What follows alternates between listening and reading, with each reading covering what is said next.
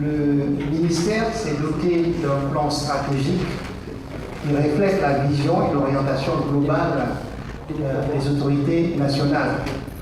Donc, après 4 années de mise en œuvre de ce plan, je pense qu'il est indiqué, en tout cas il y a une tradition, qu'on se penche sur ce qui a été fait, non pas pour sanctionner, pour voir qu'est-ce qui a marché, qu'est-ce qui n'a pas marché, et surtout dans la perspective de proposer des solutions de rémédiation pour justement pouvoir atteindre l'objectif stratégique fixé par les autorités.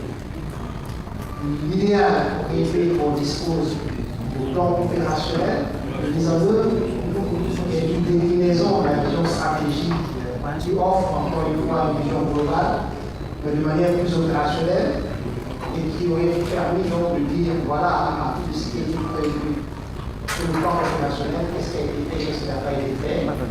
Cela aurait permis d'avoir des éléments de repère, d'analyse pour mieux conduire cet exercice.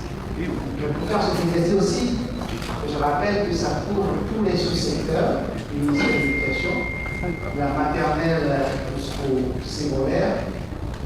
Et donc, à cet égard, je pense que la présence de tous les collègues du ministère ici présents témoigne de l'intérêt du ministère pour cet exercice aussi.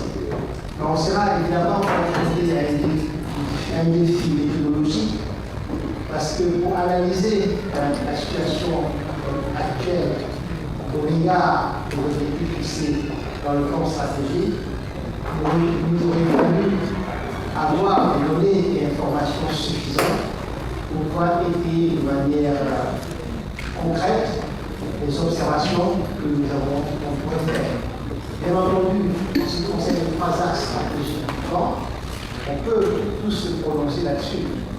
On sait que les déficiences qu'il y a au niveau de l'accès, au niveau de la qualité, au niveau de la gouvernance, je pense que si on veut avoir les plans d'action collective, il faudrait qu'on ait une compréhension beaucoup plus fine, beaucoup plus précise, pour pouvoir serrer les décisions gouvernementales dans un contexte évidemment caractérisé par la rareté des ressources.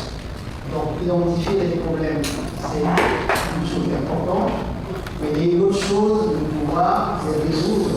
Pour pouvoir les résoudre, on sait qu'on ne peut pas les résoudre tous. Il faudra donc pouvoir les hiérarchiser. Et cet exercice de hiérarchisation nécessite d'obtenir des informations et des données précises.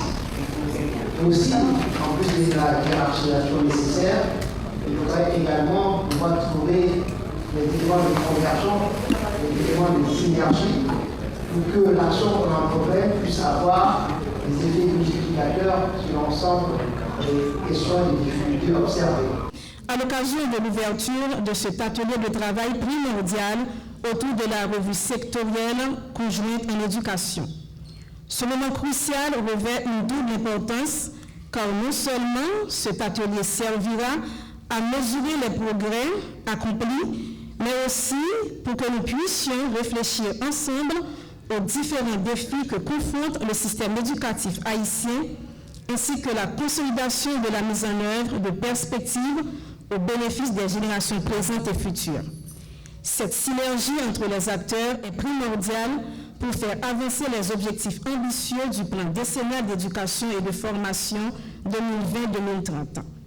À travers le PDF qui transforme profondément notre système éducatif d'ici à 2030 afin de le rendre plus performant et équitable tout en le plaçant au cœur de la refondation sociale d'Haïti. Il est donc de notre devoir de suivre avec rigueur l'état d'avancement de sa mise en œuvre.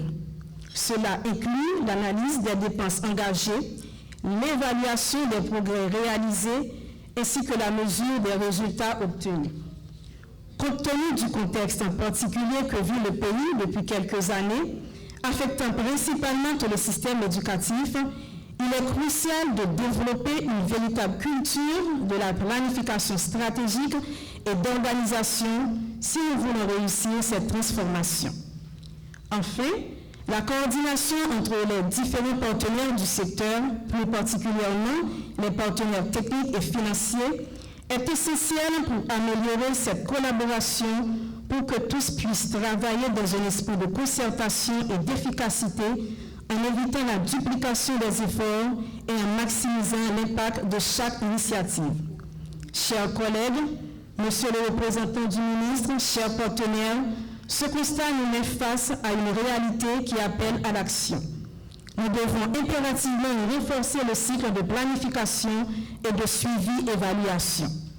Nous devons travailler main dans la main pour assurer que les objectifs du PDF deviennent un véritable catalyseur pour la reconstruction et le développement de notre nation à travers notre système éducatif. Les progrès réalisés jusqu'à présent sont encourageants, cependant il nous reste un long chemin à parcourir. Ensemble, nous pouvons relever ces défis. Nous devons aujourd'hui, plus que jamais, faire preuve de détermination et d'engagement pour la continuation de cette transformation tant attendue de l'éducation en Haïti.